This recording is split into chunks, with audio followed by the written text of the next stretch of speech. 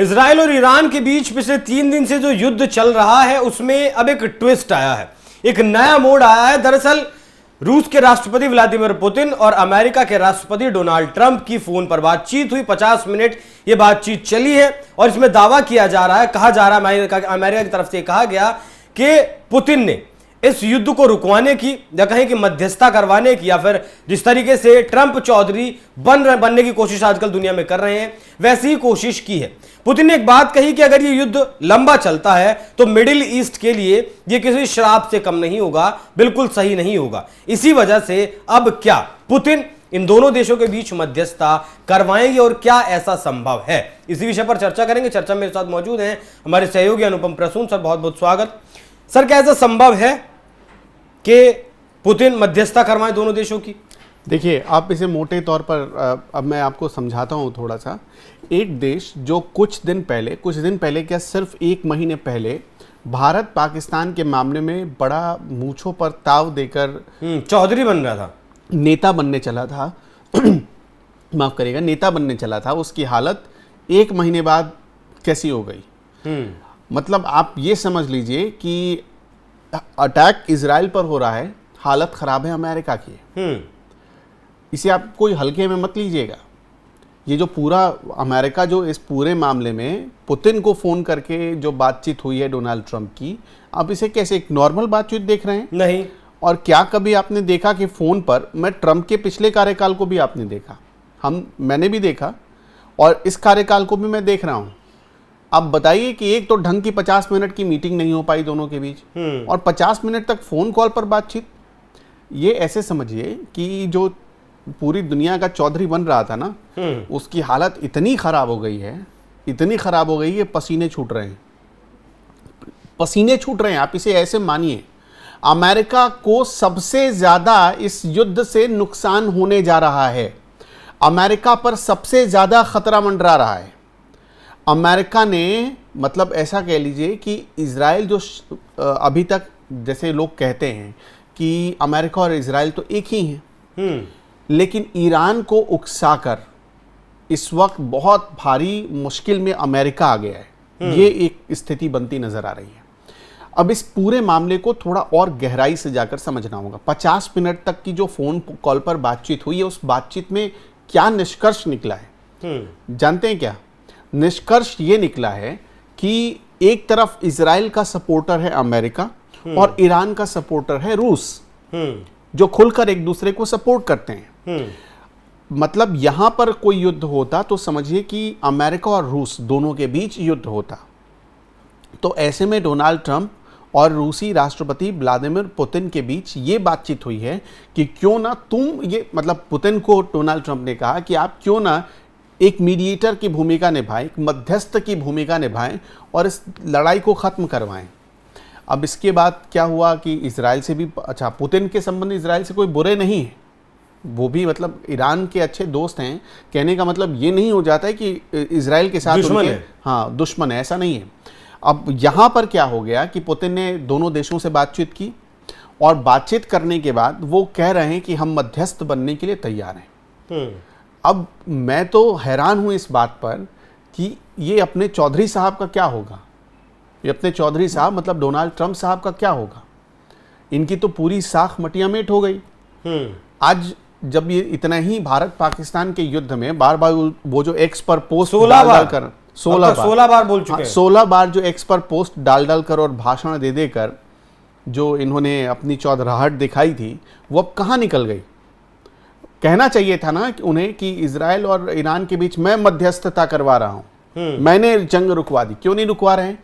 अरे भाई, जो इजराइल आपका साथी है, भारत, देखिए मैं एक भारतीय हूं और इजराइल, मैं पूरी ईमानदारी से, पूरी निष्ठा के साथ ये मानता हूं कि इजराइल भी हमारा बहुत सच्चा साथी है। और उतनी ही मैं निष्ठा के साथ ये भी कहता हूं कि ईरान से भारत के बहुत पुराने संबंध हैं।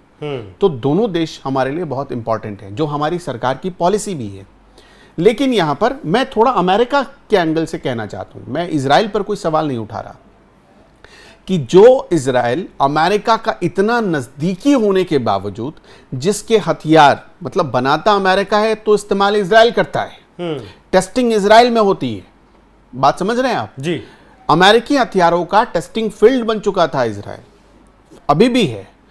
तो आपका इतना क्लोज मित्र होने के बावजूद आपके कहने पर कि भाई 2 महीने अभी मत करना युद्ध, फिर भी युद्ध शुरू कर देता है। नहीं सर, 2 महीने पूरे हुए, 61वें दिन ठोक दिया, तो 60 दिनों के बाद उसके बाद नहीं, अभी भी ट्रंप का बयान आया ना। हाँ। 3 दिन पहले ट्रंप ने क्या कहा कि मैंने समझाया था अभी हमला मत करो। ट्रंप का बयान है, ये ऑफिशियल स्टेटमेंट है जी। कि मैंने नेतन्याहू को कहा था कि इस वक्त हमला मत करना, और नेतन्याहू ने हमला कर दिया। अब इस पूरे मामले में, और ये कब उन्होंने कहा पता है आपको? ये जब इजराइल ने ईरान में तबाही मचा दी, तब उनका बयान आया है। उसके बाद देखिए ईरान ने पलटवार किया।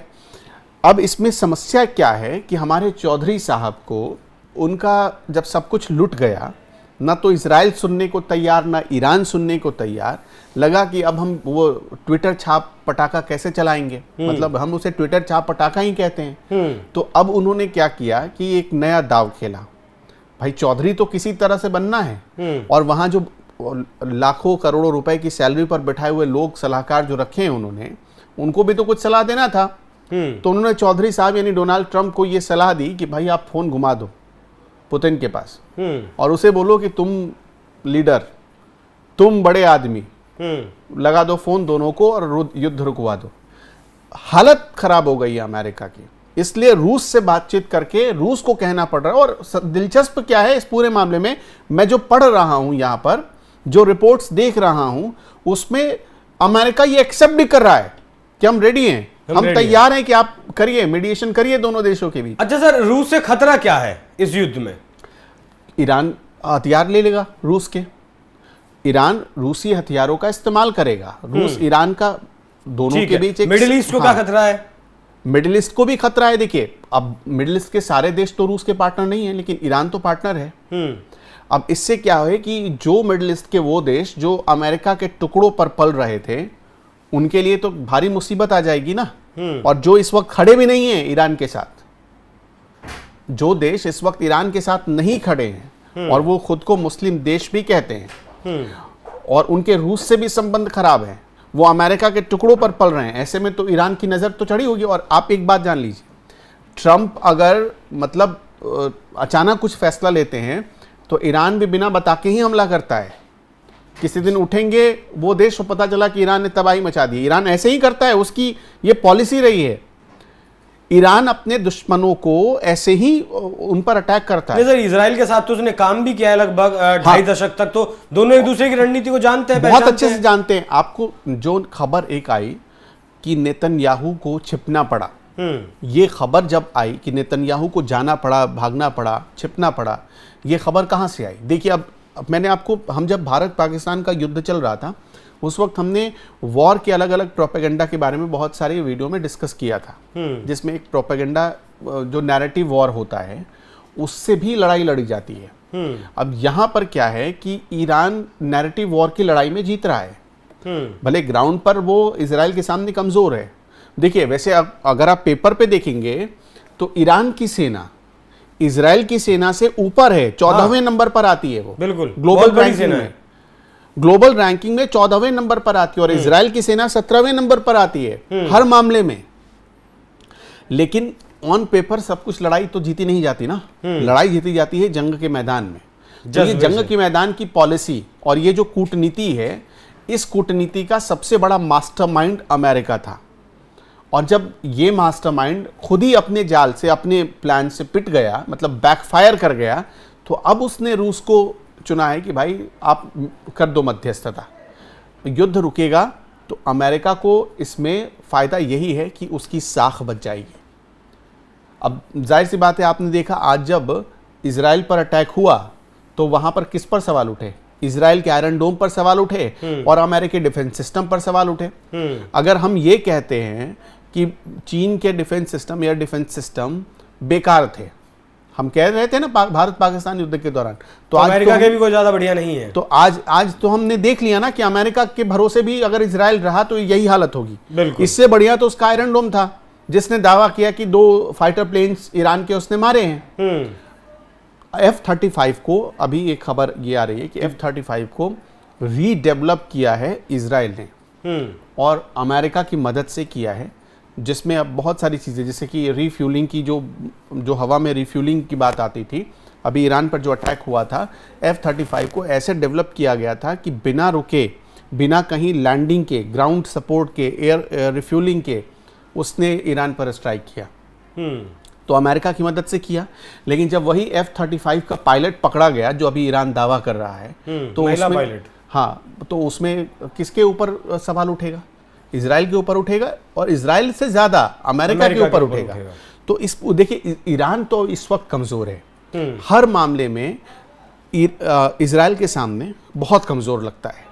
लेकिन अगर इस कमजोरी की हालत में भी वो इतना खड़ा है, तो इसका ये मतलब है कि वो कुछ तो जवाब दे रहा है, उसके पास कुछ तो है, कुछ और तो है। हाँ, और ये चीज देखिए, आपके पास इजराइल बहुत स्ट्रांग है, अमेरिका का उसको बहुत अच्छा सपोर्ट है, लेकिन ये लड़ाई, ऐसा मेरा मानना है, जो मैं चीज़ें देख पा रहा हूँ, समझ पा रहा हूँ, मेरा ऐसा मानना है कि इजराइल लड़ रहा है अमेरिका के दबाव में। ये वाली लड़ाई, इस लड़ाई से इजराइल का बस एक ही फायदा था, एक ही चीज़ था कि वो ईरान को एक तरीके से, हाँ, परमाणु संपन्न होने से रोक सकता है, तो उसके लिए एक मतलब सेफ साइड रहेगा। लेकिन इसमें उसके इंटरेस्ट से ज़्यादा इंटरेस्ट मुझे अमेरिका का नज़र आ रहा है। वो इंटरेस्ट क्या है सर अमेरिका का, एक लाइन में अगर बताएं तो? देखिए, सबसे ज़्यादा इंटरेस्ट क्या है कि इजराइल में अगर तबाही होगी, अगर इजराइल में जैसे इसी तरह मिसाइल गिरेंगे, हाइपरसोनिक मिसाइल गिरेंगे, तो जाहिर सी बात है सवाल अमेरिका पर उठेगा, क्योंकि वहाँ इजराइल में तो ज़्यादातर हथियार वही हैं जो अमेरिका से आते हैं। तो उस पर सवाल उठेगा, उसके मार्केट डाउन होंगे। अभी पाकिस्तान के मामले में वो पहले ही भुगत चुका है, आपने देखा, चीन पहले ही भुगत चुका है। अब इससे एक और इंटरेस्ट है इस पूरे मामले में, एक और इंटरेस्ट है। अगर इजराइल, मान लीजिए कि ईरान इजराइल को ठोक देता है, थोड़ा बहुत भी नुकसान पहुंचाता है, मतलब ठोक देता है, कहने का मतलब ये नहीं कि इजराइल को एकदम तबाह बर्बाद कर देता है, लेकिन मान लीजिए कि जितना नुकसान उसने आज पहुंचाया, ऐसे 4 दिन और गुजर जाते हैं इजराइल के लिए, तो इजराइल के लिए कितना सेटबैक, कितना भारी सेटबैक होगा। और इस वक्त तो इजराइल, अमेरिका अब इजराइल को ठोक देगा तो इजराइल, जाहिर सी बात है, अमेरिका के हाथ से निकल जाएगा। फिर तो इजराइल अपने ईगो पर आ जाएगा, फिर तो वो ईरान से अपने हिसाब से डील करेगा। अभी ईरान इसलिए ऐसा कर पा रहा है क्योंकि इजराइल अमेरिका के हिसाब से डील कर रहा है। जिस दिन इजराइल अपने हिसाब से डील करने पर आ जाएगा, उस दिन ईरान में और ज़्यादा तबाही मच सकती है। तो ये इसका, जहाँ तक मैं समझ पा रहा हूँ, इसमें ये पर्सपेक्टिव मुझे नज़र आ रहा है। ठीक है सर।